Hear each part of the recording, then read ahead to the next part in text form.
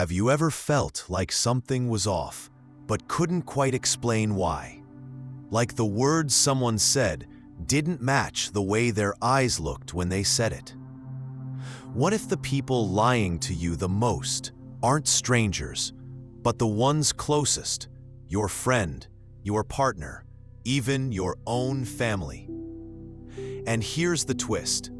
What if the real danger isn't in the lie itself, but in the part of you that keeps ignoring the truth because it's more comfortable than facing it? Let's cut through the noise.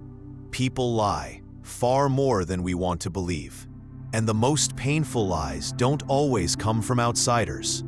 They come from the ones we trust most, not because we're blind, but because we choose to look away. We convince ourselves that we're being understanding, that we're giving grace, that maybe it's just a misunderstanding.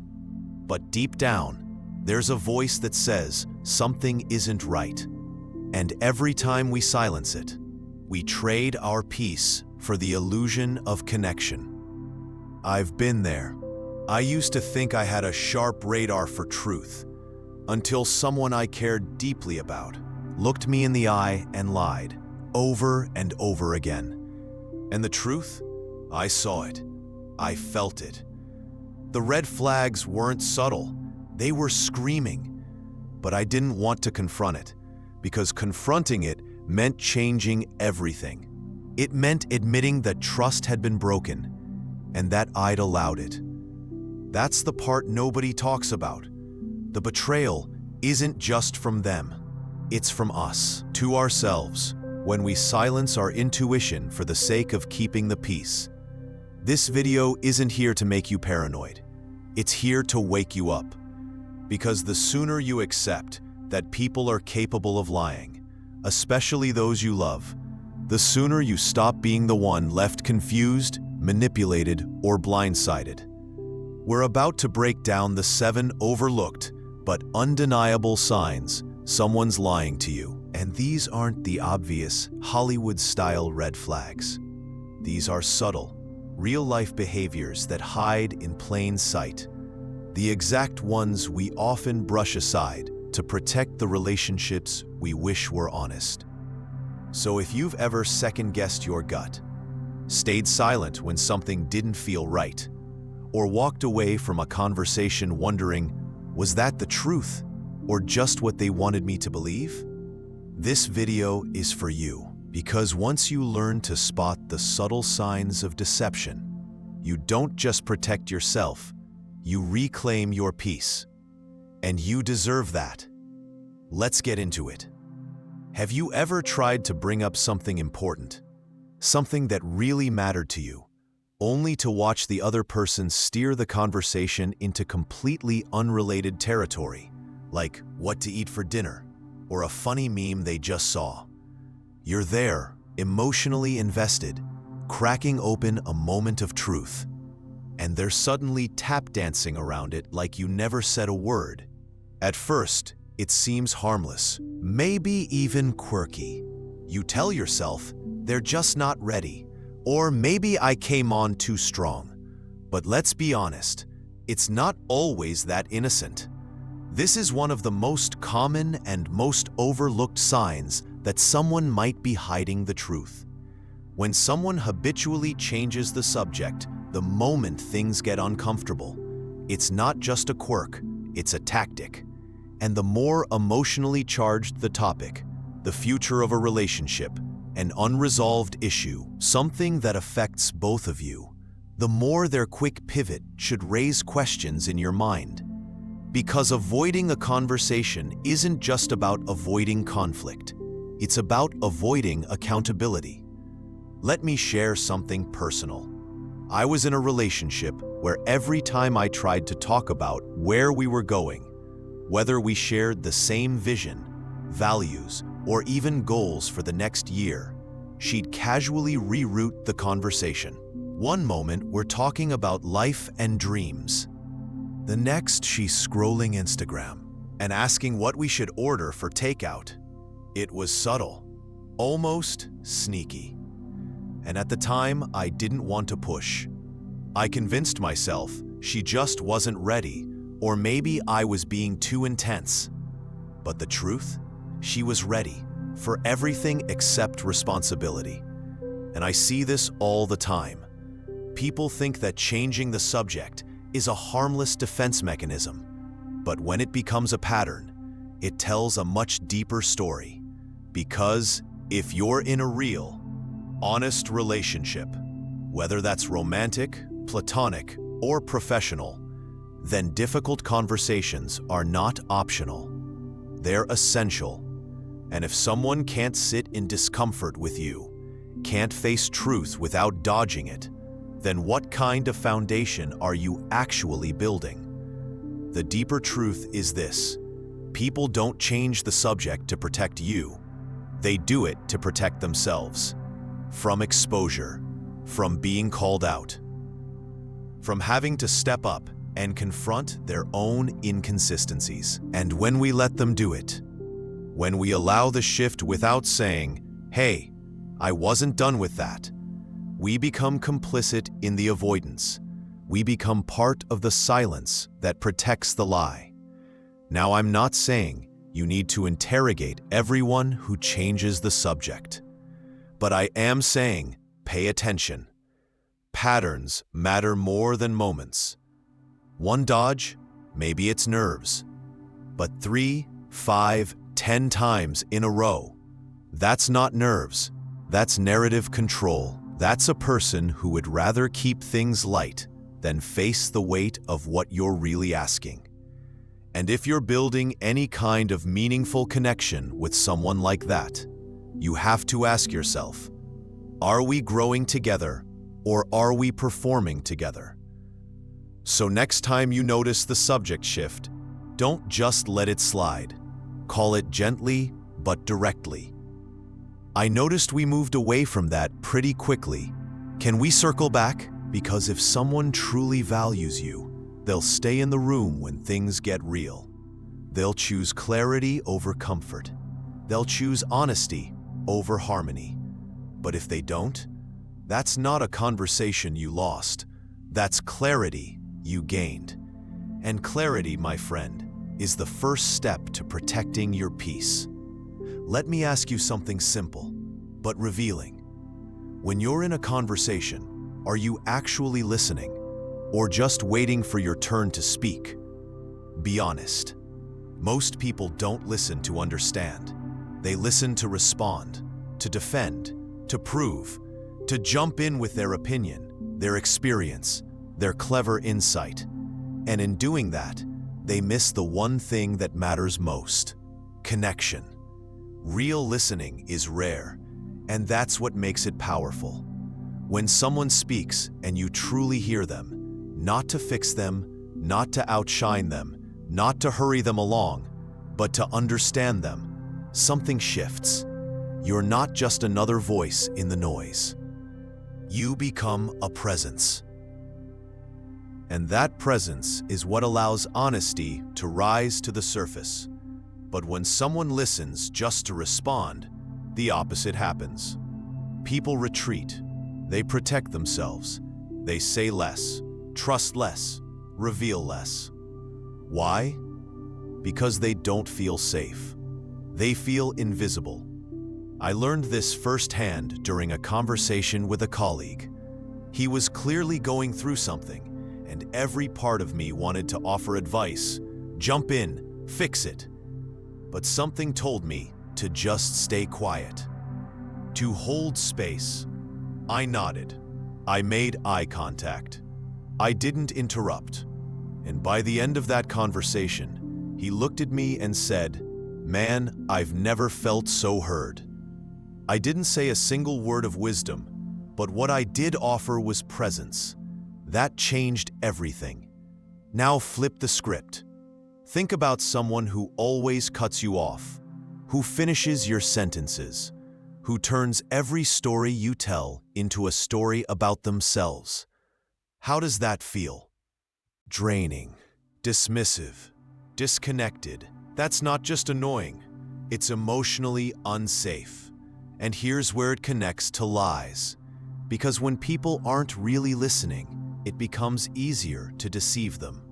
When someone's too busy thinking about their next sentence, they miss the tone, the body language, the hesitation, the truth beneath the words. That's where deception hides, not in silence, but in preoccupation. And here's the deeper issue. When someone pretends to listen, they give you the illusion of being heard, but you feel the gap. You feel the disconnection. Your gut tells you something's off. And when that becomes a pattern, it's not just poor communication, it's a red flag. Because real listening takes vulnerability. It takes humility. It says, for this moment, what you're saying matters more than what I want to say. So the next time you're in a conversation, especially with someone you care about, ask yourself, am I fully present? Am I listening to understand? Or am I just loading my next response? Because people can feel the difference. And when someone feels genuinely heard, the walls start to come down. Trust begins. Connection forms. And lies, they lose their hiding place. Remember this, listening isn't passive. It's one of the most active forms of respect you can show. And in a world full of people fighting to be heard, the one who listens with intention is the one who's truly unforgettable. Have you ever asked someone a completely harmless question? Something simple like, hey, did you eat the last slice of pizza? And suddenly they explode like you've just accused them of a federal crime? It's wild. One moment you're asking a casual question, and the next, they're launching into a dramatic defense monologue, questioning why you'd even think that, telling you how hard they work, how unfair you are, and basically building a courtroom case to prove their innocence over something that shouldn't matter. That, my friend, is what we call getting defensive without cause. And it's a major red flag that most people completely miss. You see, over-the-top defensiveness isn't just an overreaction.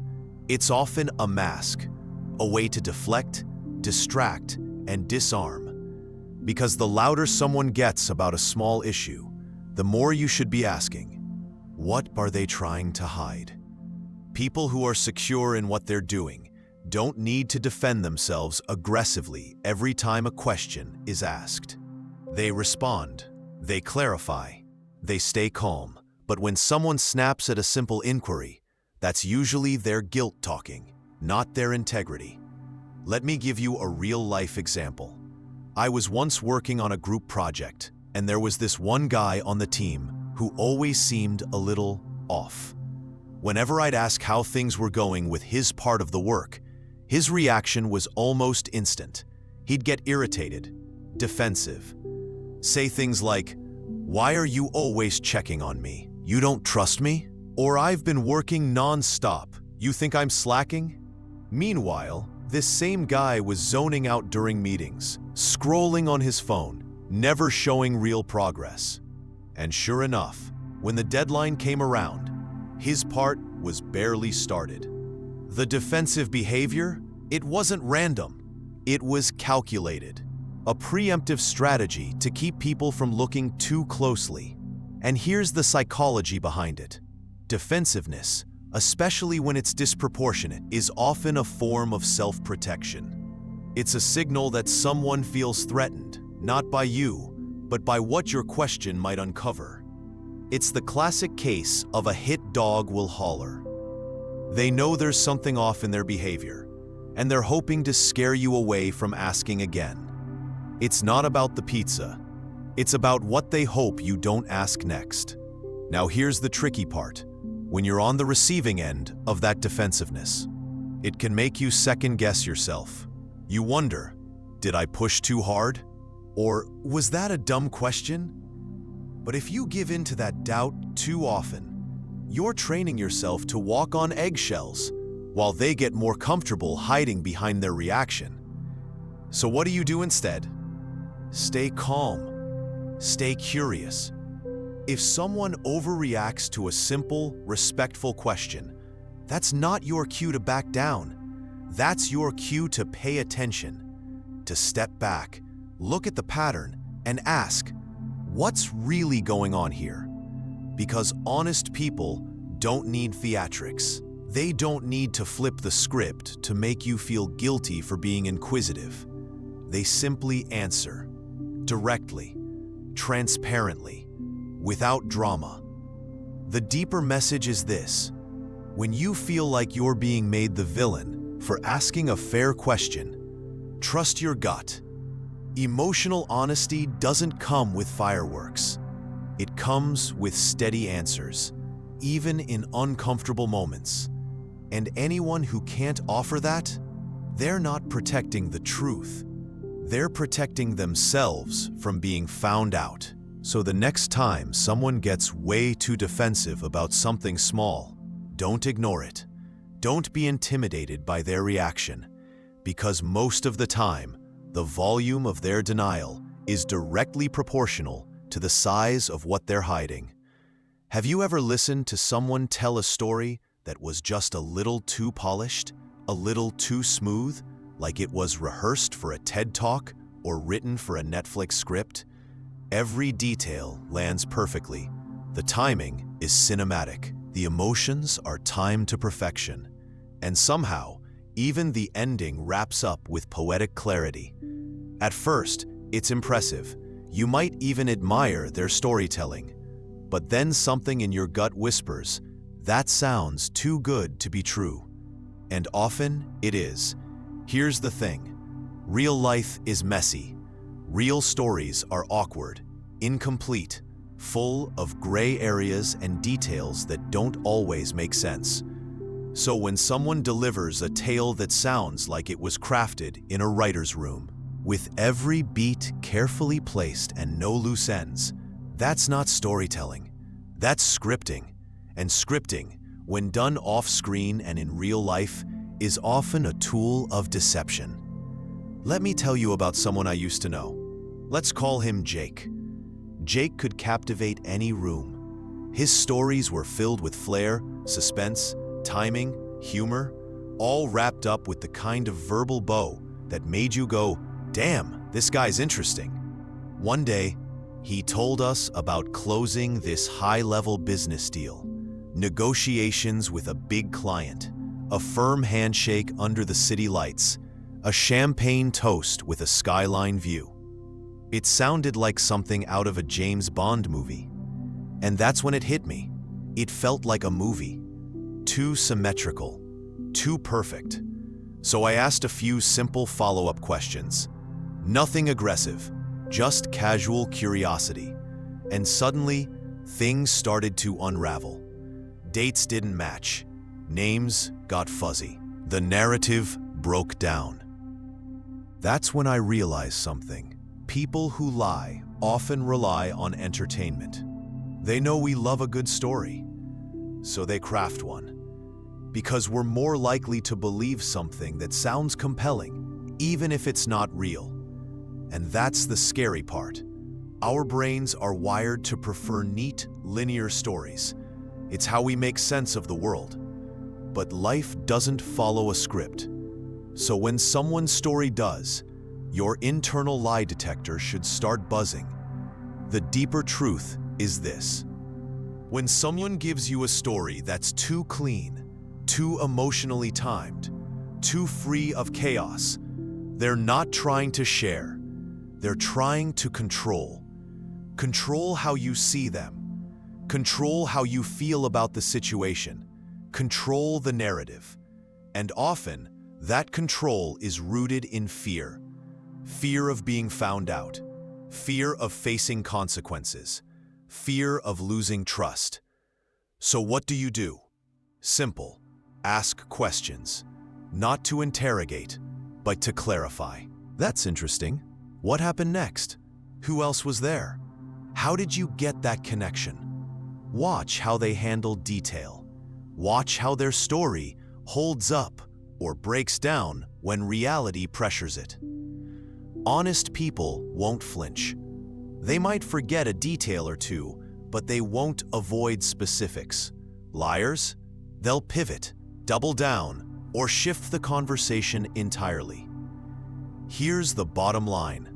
Truth doesn't need to impress you. It just is. It's often messy, contradictory, even boring, but that's what makes it real.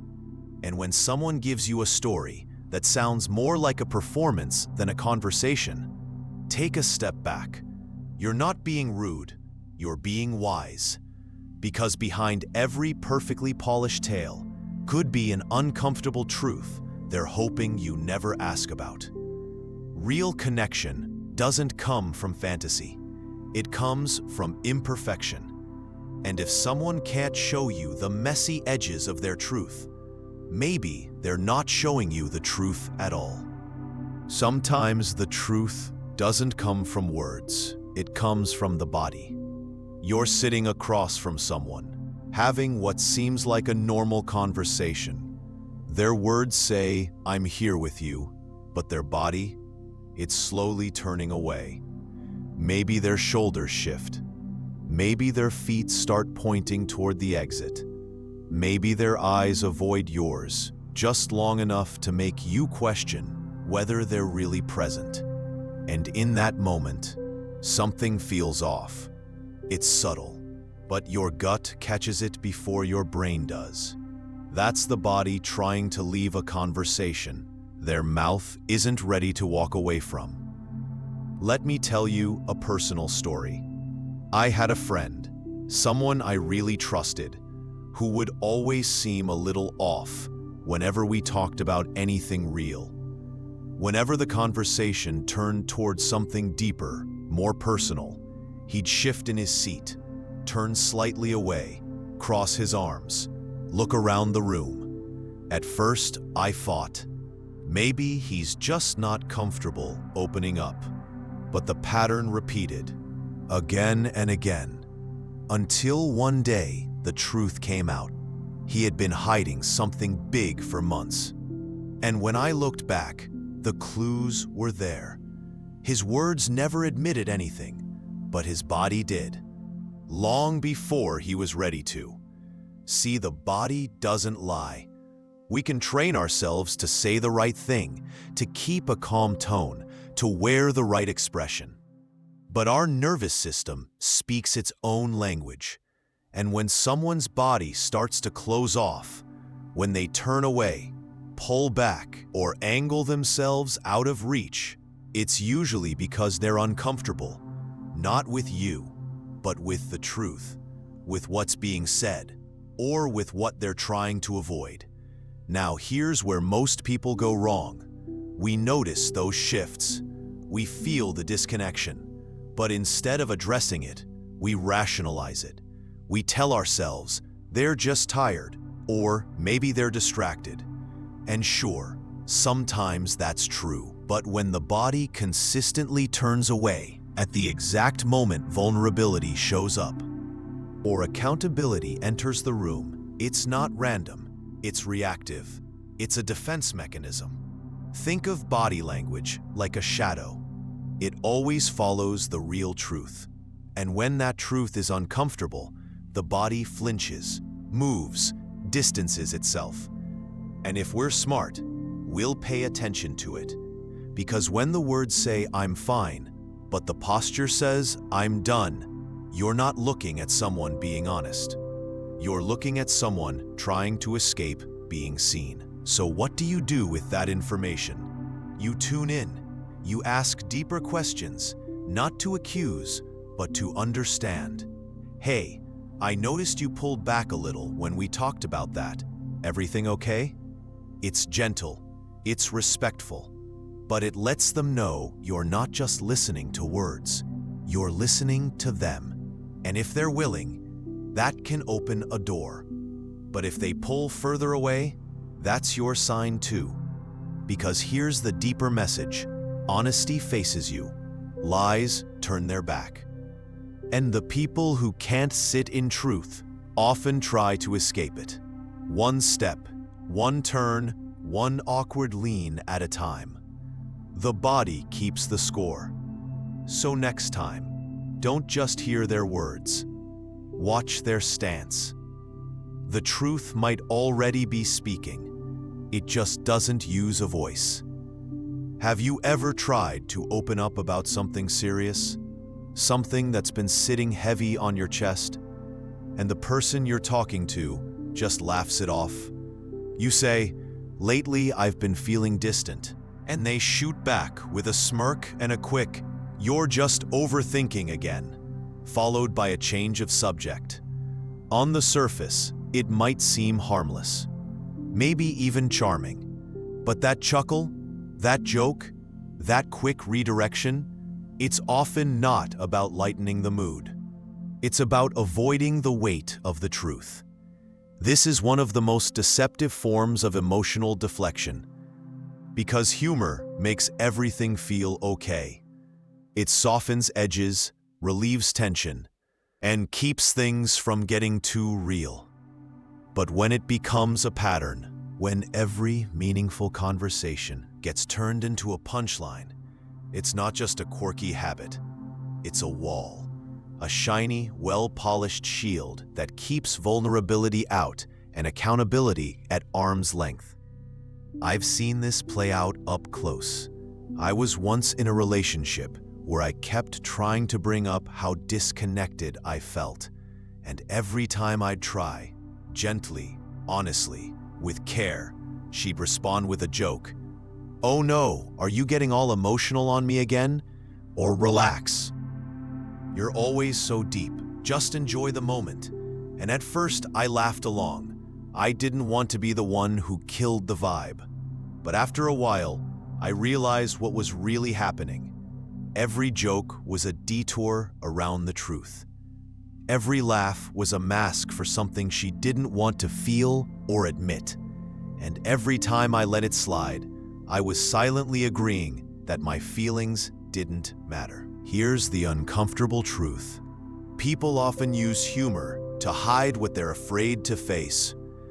Fear of being vulnerable, fear of conflict, fear of being seen too clearly.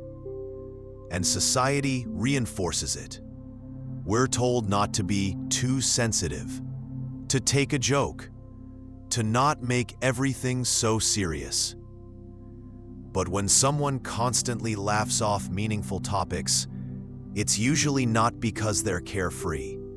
It's because they're carrying something too heavy to unpack.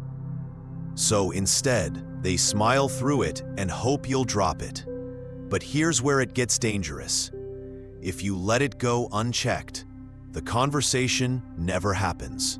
The connection never deepens. The trust never builds. Everything stays on the surface, polished, polite, and painfully shallow. Because you can't build real relationships without real conversations.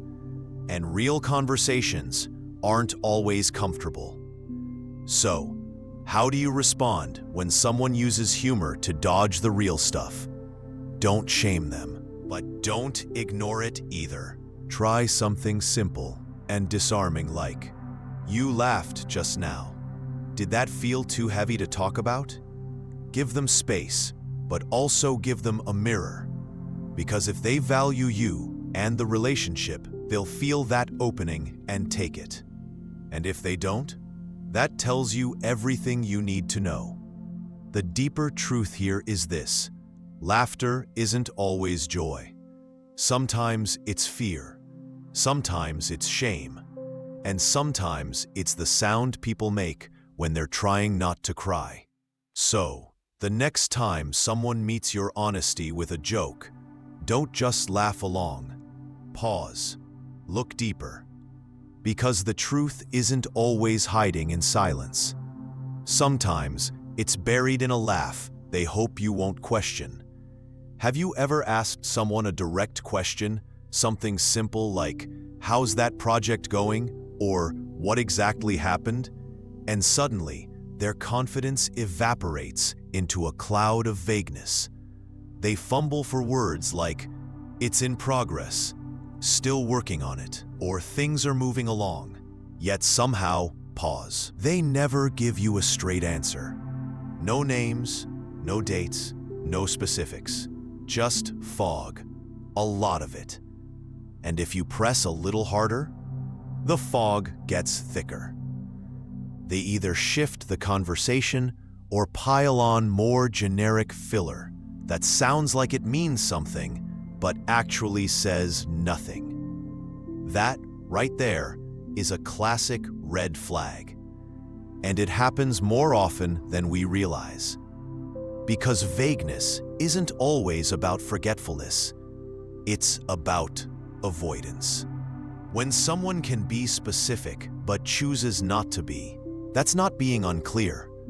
That's being strategic. It's the art of saying just enough to sound believable, but not enough to be accountable. Let me share a real example. I once worked with someone who constantly talked about these huge deals he was closing. Every week it was something new. Big things coming, he'd say. It's in the early stages, can't say too much yet. At first, it was exciting, impressive even, but week after week, nothing materialized. No names, no emails, no results. Just vague hype and buzzwords. Eventually, we realized there were no deals, no progress, just smoke and mirrors. And all the vagueness? That was the cover. Here's the psychology behind it. People who are hiding something fear being pinned down. Because specifics can be verified, timelines can be tracked, details can be challenged. But when they keep it vague, they stay in control. You can't hold someone to soon. You can't prove we're talking to some people. You can't dispute it's in development. That's the brilliance of vagueness. It creates the illusion of transparency while avoiding any real substance. And we fall for it. Because we don't want to seem rude. We don't want to push too hard or make someone uncomfortable. But here's the truth. If someone respects you, they won't make you work for clarity. They'll give it to you. Honest people don't hide behind clouds. They don't speak in riddles. They don't fear questions. In fact, they welcome them. Because when you're telling the truth, there's nothing to run from. So next time someone starts spinning a vague answer, pay attention to how it makes you feel.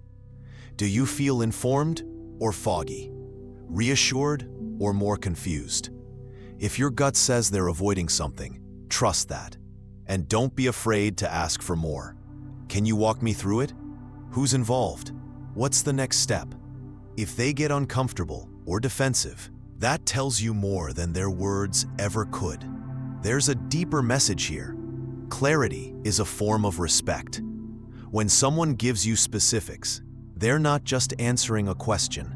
They're showing you that your trust matters. But when they stay vague, they're telling you, I'd rather protect myself than be real with you. And that's a line worth paying attention to. So don't let vagueness slide. Don't settle for half answers, because a blurry explanation isn't just a communication issue. It's often a warning. And you deserve people in your life who speak with honesty, even when it's inconvenient. Because the truth might be messy, but at least it's real. Let's be real. The truth doesn't always shout. It doesn't always show up with flashing signs or dramatic confessions. Sometimes the truth is hidden in silence, in the questions that never get answered, in the subjects that keep getting changed, in the strange tension that lingers after a laugh that didn't feel quite right.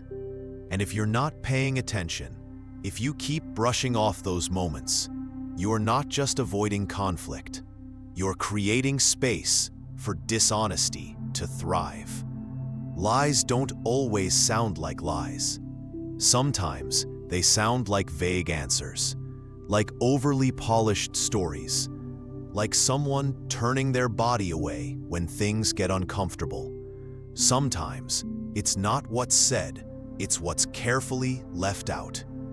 And if you don't have the courage to ask, to press, to pause and say, "Wait a second, that didn't feel honest," then you're not just avoiding the lie, you're enabling it. But here's the empowering part. You don't have to catch people in the act to protect your peace. You just have to trust yourself. Trust the part of you that notices when something doesn't add up, that feels the shift in energy, that senses the performance behind the words. You don't need proof to ask questions. You don't need permission to want clarity. And you certainly don't need to apologize for valuing honesty, because you deserve the truth in your friendships, in your relationships, in every space you choose to occupy. And anyone who can't meet you there, who can't be real with you when it matters most, isn't someone you need to keep close. So stay sharp, stay aware, and most of all, stay true to your intuition. The truth might be uncomfortable, but lies, they're what erode everything good, quietly, piece by piece. Choose truth every time. It's worth it.